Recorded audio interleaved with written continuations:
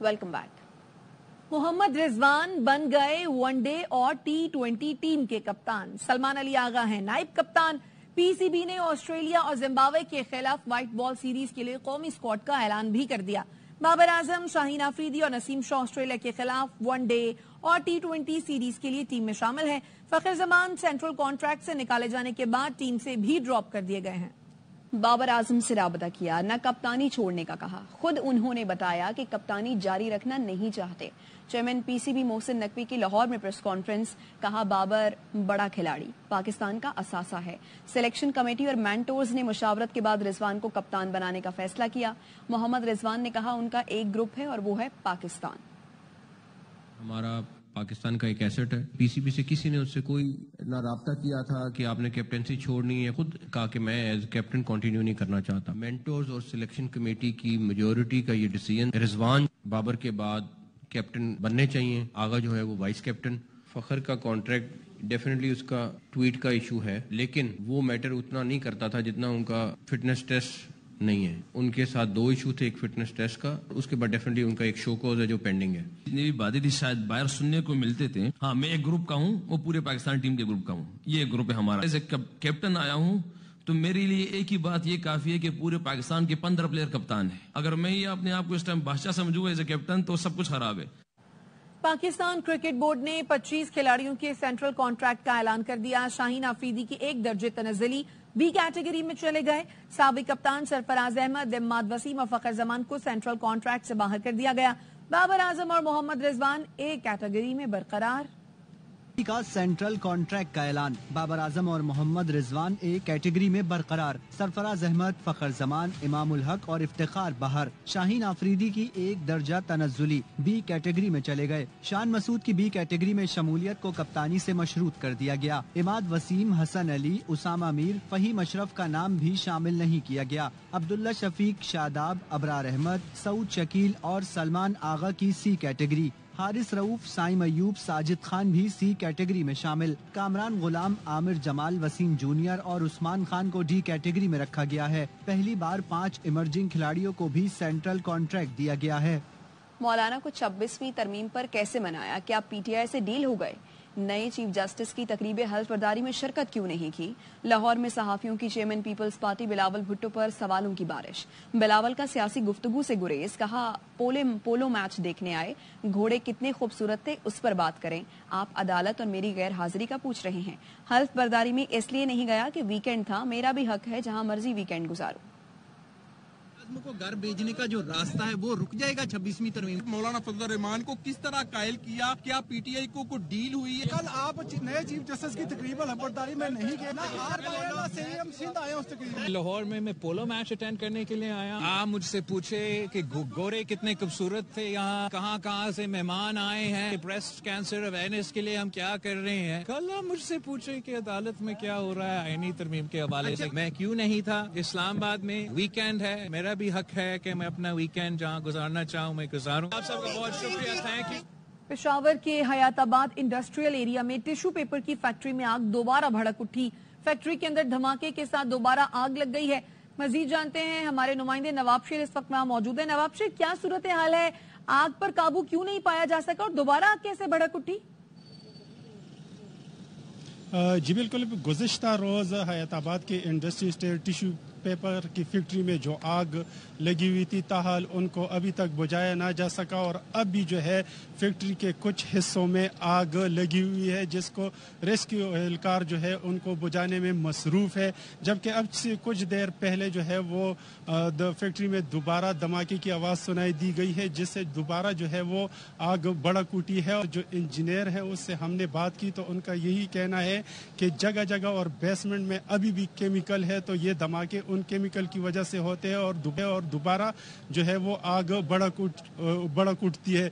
तो अब भी जो है वो फैक्ट्री के कुछ हिस्सों में आग लगी हुई है और रेस्क्यू एहलकार जो है वो आग बुझाने में मसरूफ है। जबकि फैक्ट्री की जो दीवारें हैं और बिल्डिंग है वो भी काफ़ी खस्ता हाल हो चुकी है और किसी वक्त भी जो है वो गिर सकती है। तो रेस्क्यू एहलकारों को भी जो है वो मुश्किलात का सामना करना पड़ रहा है। और कुछ देर पहले यहाँ पर जो है वो कूलिंग का अमल भी शुरू हो चुका था, लेकिन अब अभी दोबारा केमिकल में आग लगी है, तो इस वजह से जो है वो दोबारा आग भड़क उठी है और दोबारा रेस्क्यू एहलकार और फायर फाइटर जो है वो आग बुझाने में मसरूफ नजर आ रहे हैं। और आज सारा दिन भी जो है वो कल से ये रेस्क्यू एहलकार जो है वो आग को बुझाने में मसरूफ है, लेकिन ताहाल अभी तक मुकम्मल तौर पर आग पर काबू नहीं पाया जा सका। अपडेट करने के लिए शुक्रिया नवाब शेर। और गवर्नर खैबर पख्तूनख्वा फैसल करीम कुंडी कहते हैं पेशावर की फैक्ट्री में कल से लगी आग पर काबू नहीं पाया जा सका क्योंकि सरकारी मशीनरी सूबे में नहीं। अली अमीन गंडापुर ने अपने जलसे के लिए सरकारी मशीनरी का इस्तेमाल किया और वो अभी तक इस्लामाबाद में है। में एक फैक्ट्री में आग लगी, आज तक उस आग पे काबू नहीं पाया जाता। उसकी वजूहत क्या है? उन्होंने सरकारी मशीनरी का इस्तेमाल जिस जलसे में किया था, आज वो सारी मशीनरी मौजूद है इस्लामाबाद। उन्होंने वहाँ पर 1122 भी इस्तेमाल किए, फायर ब्रिगेड भी इस्तेमाल किए, क्रेन्स भी इस्तेमाल किए। तो वही बात होती है कि अगर इस मुल्क में सजा जजा हो जाएगी तो चीजें मुस्तकबिल में नहीं आएंगी। कल मैं पोस्ट टेकिंग में मौजूद था तो मैंने एक मंजर देखा प्रेसिडेंट हाउस में, एक शख्स वहाँ पर बैठा हुआ था जो कि साबिक जस्टिस था, और वो शख्स भी वहाँ पे बैठा हुआ था जिसको उन्होंने बार बार खत लिखने का भी कह रहे थे। नायल भी किया 5 साल, यूसुफ रज़ा गिलानी साहब अभी वो चेयरमैन सेनेट हैं। जमहूरियत बेहतरीन इंतकाम है, 26 के बाद तो आदमी 27 की है, कब आनी है ये पता नहीं। यूनिवर्सिटियों के हालात खराब हैं, लेकिन इसका ये हल नहीं है कि यूनिवर्सिटियाँ बेचें। एज ए चांसलर यूनिवर्सिटीज मैं 1 इंच जमीन भी यूनिवर्सिटी की बेच नहीं दूंगा।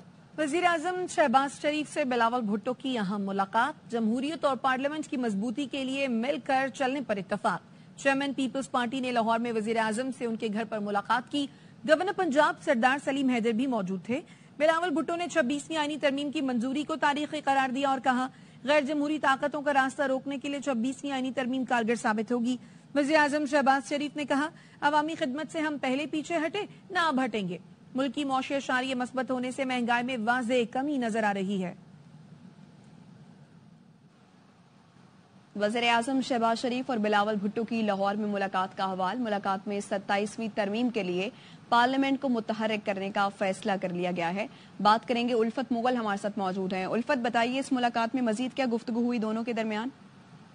जी, बिलावल भुट्टो जरदारी की वज़ीर आज़म मोहम्मद शहबाज शरीफ से मुलाकात का जो अहवाल है उसमें कुछ ये चीजें सामने आई है कि आइंदा पार्लियामेंट को फिर से मुतहर्रिक करने का फैसला किया गया है और 27वीं आईनी तरमीम पर पॉलिटिकल कंसेंसस पैदा करने की कोशिश की जाएगी। मौलाना फजलुर रहमान को इस हवाले से पहले से ऑन बोर्ड लेने का फैसला किया गया है और वज़ीर आज़म शहबाज शरीफ ने बिलावल भुट्टो की इस तजवीज़ से इत्तफाक किया है कि पहले से मौलाना फजलुर रहमान को इत्तमाद में लिया जाएगा, जबकि बिलावल भुट्टो जरदारी आने वाले दिनों में पाकिस्तान मुस्लिम लीग नून मियां मोहम्मद नवाज शरीफ से भी रब्ता करेंगे और 27वीं आईनी तरमीम पर जो सियासी कंसेंसस है उसको पैदा करने की कोशिश की जाएगी, जिसका आगाज और मुलाकातों का आगाज इम्कान है कि आइंदा हफ्ते इस्लामाबाद में फिर से शुरू हो जाएगा। जी, आपका शुक्रिया उल्फत मुगल।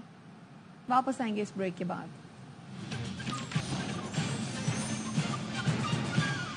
Welcome back. बरतानवी रुकने पार्लियामेंट किम जॉनसन का साबिक वज़ीर आज़म बानी पीटीआई की मुसलसल नजरबंदी पर इजहार तशवीश। बरतानवी वज़ीर ख़ारिजा डेविड लेमी को खत लिख दिया, कहा बानी पीटीआई की मुसलसल नजरबंदी को पाकिस्तान में जमहूरियत के लिए संगीन खतरा समझा जाता है। मुबैना तौर पर कैद का मकसद सियासी मकासद का हसूल था। बरतानवी रुकने पार्लियामेंट ने यह भी कहा कि ये वाज़ेह है बानी पीटीआई के खिलाफ मुकदमात के लिए अदालती निज़ाम का गलत इस्तेमाल किया गया। UN working group on arbitrary donation ने बानी पीटीआई की कैद गैर कानूनी करार दे दी। एमनेस्टी इंटरनेशनल भी कहती है कानून का गलत इस्तेमाल करके बानी पीटीआई को सियासत से दूर रखा जा रहा है। ये भी कयास आराइयां की जा रही हैं कि बानी पीटीआई की किस्मत का फैसला मुमकिना तौर पर फौजी अदालत करेगी। बरतानिया पर फर्ज है दुनिया में हर जगह इंसानी हुकूक, जमहूरियत और आलमी कवानीन की हिमायत करे। बरतानिया बानी पीटीआई की रिहाई के लिए हुकूमत पाकिस्तान से बात करे। बानी पीटीआई इसराइल का पैदा करदा फितना और पाकिस्तान के खिलाफ एटमी हथियार है। वजीर इत्तलात सिंध शर्जील मेमन कहते हैं बानी पीटीआई को रिलीफ दिया जा रहा है, जिसके पीछे साबिक एहलिया और जैक गोल्डस्मिथ हैं।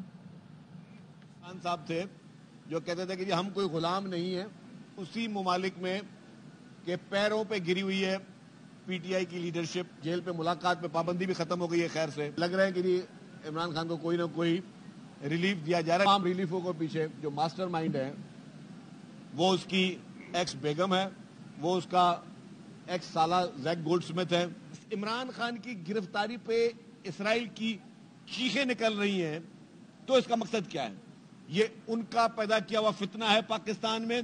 इसराइल का जो पाकिस्तान के खिलाफ एटमी हथियार है وہ ہے عمران خان نیازی، جو کہ انہوں نے لانچ کیا ہوا ہے اور وہ اس وقت گرفت میں ہے۔ مولانا فضل الرحمان صاحب نہایت ہی قابل احترام اور ایک معتبر سیاسی شخصیت ہے۔ وہ کبھی بھی جو ہے فل سٹاپ نہیں لگاتے، وہ بات چیت کے دروازے بند نہیں کرتے۔ اگر کوئی خامی کو بھی رہ بھی گئی ہوگی تو کوئی اس طرح کی کنفیوژن آئی تو مولانا صاحب سے ڈیفینیٹلی بات چیت ہو سکتی ہے۔ چیف جسٹس پاکستان یحییٰ آفریدی نے ججوں کا فل کورٹ اجلاس کل طلب کر لیا۔ سپریم جوڈیشل کونسل کا اجلاس 8 نومبر کو ہوگا۔ سپریم کورٹ نے انسداد دہشت گردی عدالتوں کے انتظامی ججز کا اجلاس بھی طلب کر لیا۔ اس سے پہلے چیف جسٹس نے پریکٹس اینڈ پروسیجر کمیٹی کی تشکیل نو کرتے ہوئے جسٹس منیب اختر کو واپس 3 رکنی کمیٹی میں شامل کیا تھا۔ سابق چیف جسٹس قاضی فائز عیسیٰ نے جسٹس منیب اختر کو ہٹا کر جسٹس امین الدین خان کو کمیٹی میں شامل کیا تھا۔ سپریم کورٹ میں زیر سماعت مقدمات کی لائیو سٹریمنگ کی جائے گی۔ اور خبر ہے کہ صدر مسلم لیگ نون نواز شریف کی کل امریکہ روانگی کا امکان ہے۔ نواز شریف امریکہ میں 4 روز قیام کے بعد لندن واپس آئیں گے۔ فرید قریشی سے تفصیلات جانتے ہیں۔ فرید، کیا مصروفیات رہیں گی نواز شریف کی امریکہ میں؟ بالکل، نواز شریف اب سے تھوڑی دیر پہلے فیملی اور بچوں کے ہمراہ اپنی رہائش گاہ سے روانہ ہوئے۔ اس موقع پر غیر رسمی گفتگو میں انہوں نے کہا کہ دعا ہے کہ کشمیریوں کو جلد آزادی ملے۔ انہوں نے کہا کہ اقوام عالم کو کشمیریوں پر مظالم کا نوٹس لینا چاہیے اور کشمیریوں کی جو اخلاقی، سفارتی اور سیاسی حمایت ہے یہ پاکستان جاری رکھے گا۔ کل نواز شریف یہاں سے امریکہ روانہ ہوں گے، جہاں پر وہ 4 روز تقریباً قیام کریں گے اور واپسی پر پھر لندن آئیں گے، جہاں پہ مریم نواز بھی انہیں جوائن کریں گی پاکستان سے آ کر، اور پھر وہ فیملی کے ہمراہ یہاں سے یورپ جائیں گے، جس کے بعد ان کی پاکستان روانگی ہے۔ نواز شریف رات کو لندن پہنچے تھے اور رات کو اپنی رہائش گاہ ایون فیلڈ اپارٹمنٹس میں قیام کے بعد آج دن کا وقت وہ فیملی کے ہمراہ گزاریں گے۔ لندن میں اپنی رہائش گاہ سے وہ روانہ ہو چکے ہیں۔ جی، اپڈیٹ کرنے کے لیے شکریہ۔ نون لیگ نے مودی سے دوستی کی پنگیں بڑھائیں تو بھرپور مزاحمت کریں گے۔ امیر جماعت اسلامی حافظ نعیم الرحمان کا تقریب سے خطاب، کہا بڑے میاں صاحب کہتے تھے بھارت سے اچھے تعلقات کے خواہاں ہیں، اس کا مطلب ہے مودی حکومت کشمیر میں جو چاہے کرے، آپ کو فرق نہیں پڑتا۔ میاں صاحب یہ دوستی افغانستان سے کیوں نہیں کرتے؟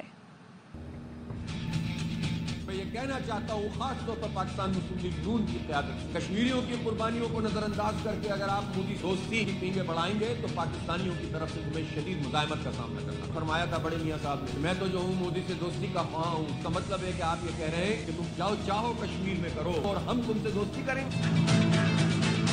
میاں صاحب یہ دوستی آپ افغانستان سے کیوں نہیں کرتے؟ آپ تو سب کچھ حاصل کر رہے ہیں، اسٹیبلشمنٹ انڈیا پہ کس طرح قبضہ کرنا ہے، سارے کام چل رہے ہیں۔ 40 سال سے مسلم لیگ نواز کی حکومت ہے پنجاب پہ اور پاکستان میں، آگے پیچھے کر کے ان 40 سال میں آپ نے کیوں معیشت خراب کر کے؟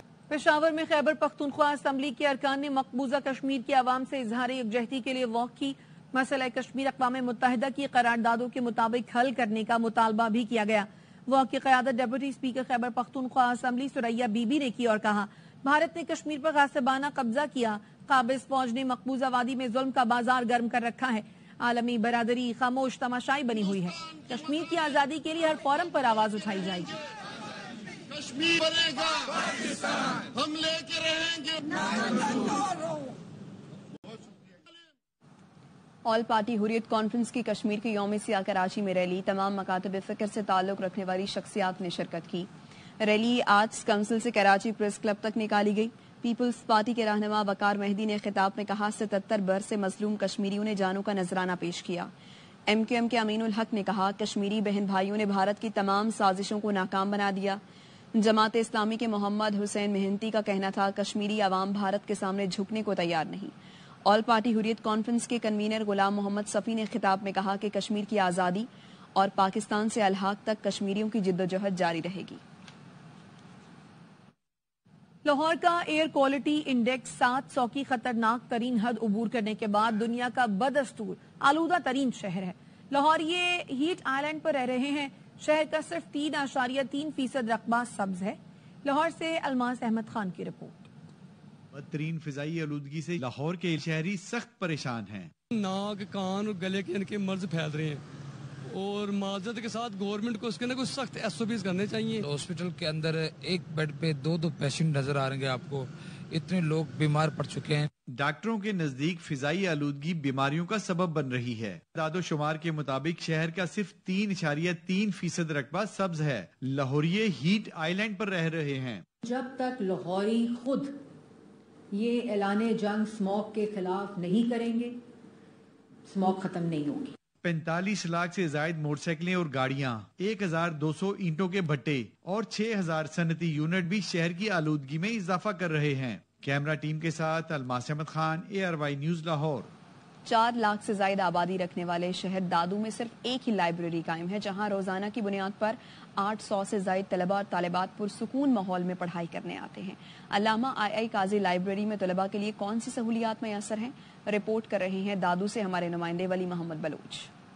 में अल्लामा आई काजी के नाम से मंसूब लाइब्रेरी में रोजाना की बुनियाद पर 800 से ज्यादा तलबात पढ़ाई करने आते हैं, मगर लाइब्रेरी में कुल 300 तलबा के लिए बैठने की गुंजाइश है। बाकी तलबा लान में बैठकर अपनी पढ़ाई कर रहे होते हैं। यहाँ पर फर्नीचर नहीं है और अंदर जो है जगह भी नहीं है, इतने सारे कैपेसिटी नहीं है इस लाइब्रेरी के अंदर जो ज्यादा स्टूडेंट बैठ सके। यहाँ पे इतनी सफाई नहीं होती, अभी भी जाके वॉशरूम चेक करेंगे ना, वो सारे के सारे गंदे हो गए। स्पेशल हाल अलग है, न्यूज़पेपर आपके सामने, पूरी लाइब्रेरी जो है एयर कंडीशन है। लाइब्रेरी में जगह कम होने से तलबा को परेशानी का सामना करना पड़ रहा है। हुकूमत तलबा के लिए लाइब्रेरी में मजीद हाल कायम कराए ताकि तलबा सुकून से पढ़ाई कर सकें। कैमरामैन राजा खान के साथ वली मोहम्मद बलोच, ARY न्यूज दादू। वापस आएंगे इस ब्रेक के बाद। Welcome back. सेहोनी फौज ने शुमाली गजा को छावनी बना दिया। 24 घंटे में बमबारी में 45 अफराद शहीद कर दिए।